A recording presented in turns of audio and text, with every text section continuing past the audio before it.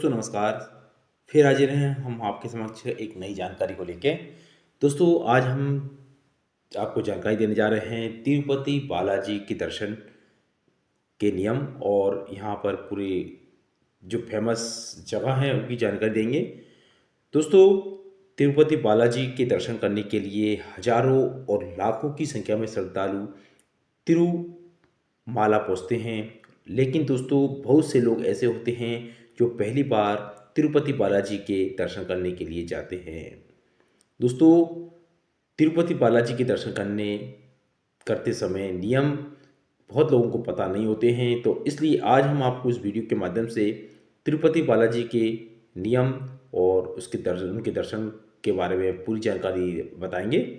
तो दोस्तों ये वीडियो देखने के बाद आपको कोई परेशानी का सामना नहीं करना पड़ेगा और आप आसानी से आपको इसी जानकारी आपको हो जाएगी और ये वीडियो आपके लिए काफ़ी मददगार साबित होगा दोस्तों।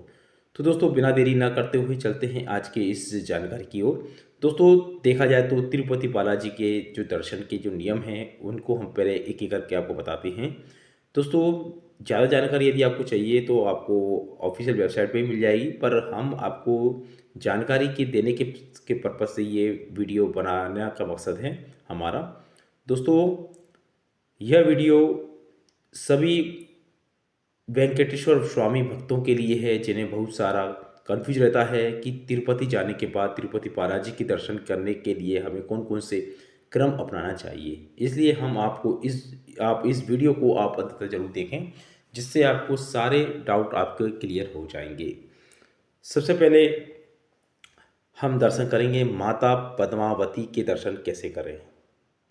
दोस्तों दक्षिण भारत में मान्यता यह है कि भगवान विष्णु जी के दर्शन करने से पहले हमें माता महालक्ष्मी जी के दर्शन करना चाहिए। इसलिए भगवान बालाजी के दर्शन करने से पहले हमें माता लक्ष्मी जी के दर्शन करना चाहिए और यहाँ माँ लक्ष्मी जी माता पद्मावती के रूप में विराजमान हैं। इसलिए दोस्तों जैसे ही आप तिरुपति में पहुंचते हैं तो तिरुपति रेलवे स्टेशन से लगभग 5 किलोमीटर की दूरी पर तिरुचनूर में माता लक्ष्मी या माता पद्मावती का भव्य मंदिर स्थित है। इस मंदिर तक आप बड़ी आसानी से टैक्सी के द्वारा पहुंच जाते हैं और माता पद्मावती के दर्शन पूरे कर सकते हैं आप। अब आगे है भगवान श्री गोविंद राजू के दर्शन कैसे करें।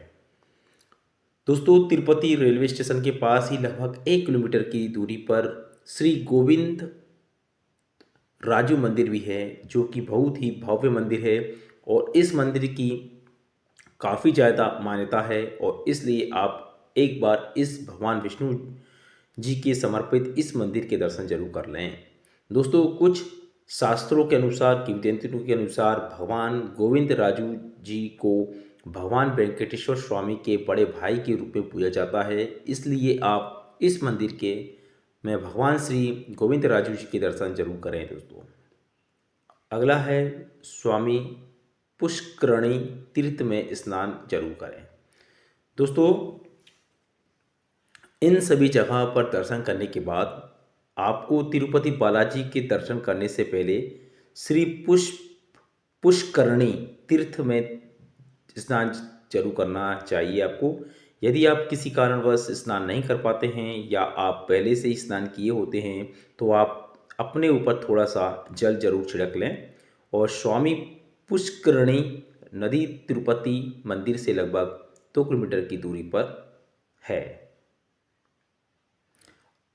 अगला है वो है श्री आदिवराह स्वामी के दर्शन कैसे करें। दोस्तों तिरुपति बालाजी के दर्शन करने से पहले आपको श्री आदिवराह स्वामी जी के दर्शन करना चाहिए, जो कि स्वयं श्री विष्णु भगवान के अवतार हैं। और जानकारी बहुत कम लोगों को मालूम है कि दरअसल जो तिरुमाला के पहाड़ों के असली मालिक श्री आदिवराह स्वामी जी हैं, इसलिए इसे आदिवराह के क्षेत्र के नाम से जाना जाता है। दोस्तों तिरुपति बालाजी के दर्शन से पहले श्री आदिवराह स्वामी के दर्शन इसलिए किए जाते हैं क्योंकि श्री वेंकटेश्वर स्वामी ने स्वयं आदिवराह स्वामी जी को को वचन दिया था कि पहली पूजा और पहले दर्शन आदिवराह स्वामी जी के किए जाएंगे। इसलिए सभी भक्त श्री वेंकटेश्वर स्वामी यानी तिरुपति बालाजी को प्रसन्न करने के लिए सबसे पहले आदिवराह स्वामी जी के दर्शन करते हैं। और श्री आदिवराह स्वामी का मंदिर पुष्करणी तीर्थ के से लगभग 2 किलोमीटर की दूरी पर है।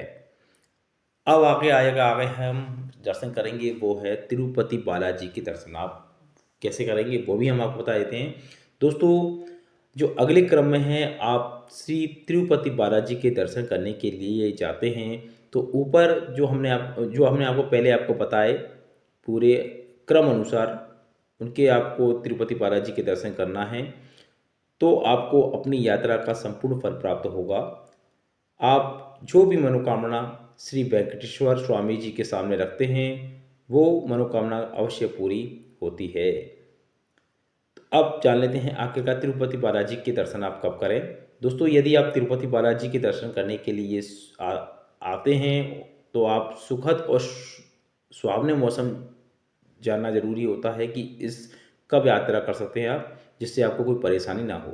दोस्तों, तिरुपति में ज़्यादा भीड़ ना हो तो तिरुपति में जाने का सबसे अच्छा समय जो है जून जुलाई के महीने में से अक्टूबर से फरवरी महीने तक का रहता है। यानी देखा जाए तो जून जुलाई के महीने से लेकर अक्टूबर से फरवरी के महीने का, इस समय यहाँ भीड़ भी काफ़ी कम देखने को मिलती है, जिससे आप तिरुपति बालाजी के दर्शन आसानी से कर सकते हैं। और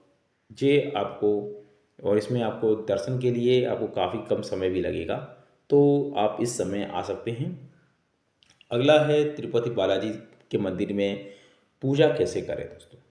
दोस्तों, यदि आप तिरुपति बालाजी को प्रसन्न करना चाहते हैं तो आपको बता दूं कि तिरुपति बालाजी को प्रसन्न करने के लिए विशेष पूजा करने की कोई ज़रूरत नहीं होती है, क्योंकि यहाँ इस मंदिर में भगवान श्री वेंकटेश्वर स्वामी जी को प्रसन्न करने के लिए आपको मंत्र का जाप करना है। और इस मंत्र का जाप करने से पहले आप मन की काफ़ी शांति प्राप्त होती है आपको, और आप सच्चे मन से जो भी प्रार्थना से वेंकटेश्वर स्वामी जी से करेंगे वह मनोकामना अवश्य पूरी होगी। दोस्तों, मंत्र भी है वो हम आपको बताते हैं, जिसमें ओम वेंकटेश्वराय नमः, श्रीमन्नारायण नमो नमः, तिरुपति नमो नमः, जय बालाजी नमो नमः, ये मंत्र है।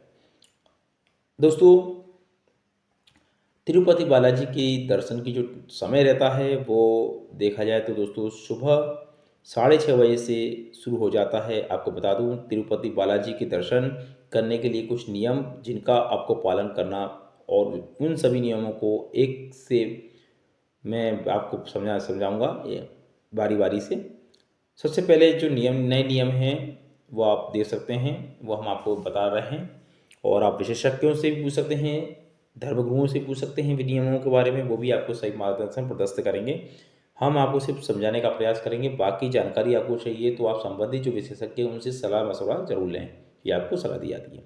सबसे पहले जो नियम है वो है, तिरुपति बालाजी के दर्शन करने के लिए आपको एक टोकन प्राप्त करना होता है, और उस टोकन को प्राप्त करने के लिए आपके पास आधार कार्ड जरूर होना चाहिए।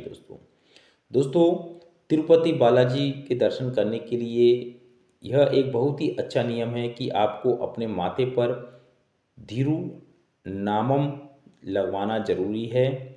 और अगला जो नियम है, तिरुपति बालाजी के मंदिर में आपको कैमरा या फ़ोन ले जाने की अनुमति नहीं है, इसलिए आप ये चीज़ें अपने रूम पर ही छोड़कर आएँ, इसके बाद ही आप तिरुपति बालाजी के दर्शन कर सकेंगे। दोस्तों, अगला जो नियम है कि जो भी श्रद्धालु तिरुपति बालाजी के दर्शन करने के लिए पैदल चलता है तो उसे एक छड़ी दी जाती है, जिससे वो उसकी रक्षा हो सके उसकी। अगला जो नियम है कि तिरुपति बालाजी के दर्शन करने के लिए दूसरा जो नया नियम है कि 12 वर्ष के कम आयु वाले बच्चों को अपने माता पिता या बच्चा जिसके साथ हो उसे केवल सुबह के 5 बजे से लेकर दोपहर के 2 बजे तक पैदल चलने की अनुमति दी जाएगी। ज़्यादा जानकारी आप ऑफिशियल वेबसाइट या संबंधित जो विशेषज्ञ हैं उनसे आप पूछ सकते हैं। दोस्तों, यदि अन्य कोई श्रद्धालु जो 12 वर्ष से अधिक है तो वह श्रद्धालु सुबह 5 बजे से लेकर रात के 10 बजे तक ही पैदल यात्रा करने की अनुमति है यहाँ पर। अगला जो नियम है कि तिरुपति बालाजी के मंदिर में प्रवेश करने के लिए पुरुषों को धोती कुर्ता जैसे जो पारंपरिक कपड़े पहनना जरूरी है। अगला जो है नियम है वो है तिरुपति बालाजी के दर्शन करने के लिए बताए गए इन सभी आपको जो बताए हैं हमने उसका पालन करना जरूरी है। इसके बिना आप तिरुपति बालाजी के दर्शन नहीं कर पाएंगे। तो ये पूरे हमने आपको नियम बताए, और ज़्यादा आपको नियम चाहिए तो आप संबंधित जो ऑफिशियल वेबसाइट पे सर्च कर सकते हैं, या इस से संबंधित जो विशेषज्ञ हैं, धर्मगुरु हैं, उनसे भी आप मार्गदर्शन प्रशस्त कर सकते हैं, उनसे भी जानकारी ले सकते हैं। तो उनकी से जानकारी जरूर लें, ये आपको सलाह दी जाती है। दोस्तों, हमने सभी जगहों के बारे में आपको बता दिया, उनके नियम बताए, किस समय जाना जरूरी रहता है उसके बारे में बताया आपको। तो ये पूरी जानकारी हमने आपको एक एक करके आपको बताई दोस्तों। तो दोस्तों, ये जानकारी आपको कैसी लगी जैसे हमें कमेंट करें। और दोस्तों, देखा जाए तो आप तिरुपति में सबसे पहले आप आदिवराज स्वामी जी के मंदिर के दर्शन करने के लिए पहले जाना चाहिए आपको, और जो हमने पहले बताया था उसके अनुसार आप जाएं। अब तिरुपति बालाजी जो मंदिर है उसकी सीढ़ियाँ लगभग 3500 से समथिंग हैं, यानी 3500 के लगभग हैं। आप जाएंगे तो आपको पता पड़ जाएगा। और तिरुपति बालाजी के घूमने का जो खर्चा है वो आप अपने अनुसार कर सकते हैं जो आप। और तिरुपति बालाजी के दर्शन में कितना समय लगता है तो दोस्तों वो आप पर निर्भर करता है। देखा जाए तो तिरुपति बालाजी के दर्शन करने कम से कम 2 से 4 घंटे का समय लगता है। यह आप पर निर्भर करता है कि आप कौन से समय में तिरुपति बालाजी के मंदिर के दर्शन करने के लिए जाते हैं और कितने समय में आप करते हैं। तो दोस्तों, ये मैंने आपको जानकारी दी। ये जानकारी आपको कैसी लगी, और इसी से संबंधित यदि आपको जानकारी चाहिए तो संबंधित जो ऑफिशियल वेबसाइट है वहाँ पर आप विजिट जरूर करें, और धर्मगुरु और जो इसके विशेषज्ञ हैं उनसे आप इसका मार्गदर्शन लें, उनसे पूछें, उनसे जिनसे जानकारी लें, और जानकारी लेने के बाद ही तभी आप दर्शन करें, ये आपको सलाह दी जाती है। क्योंकि हमारा जो वीडियो बनाने का मकसद सिर्फ और सिर्फ आपको जानकारी देना है। ज़्यादा जानकारी आप संबंधित विशेषज्ञ हैं, ऑफिशियल वेबसाइट है, ये इन माध्यम से आप ले सकते हैं। तो ये रही आज की जानकारी, कैसी लगी आपको तो हमें कमेंट करें। फिर हाजिर होंगे ऐसी नई अपडेट नई जानकारी के साथ, तब तक के लिए आज्ञा दीजिए। धन्यवाद दोस्तों, बाय बाय।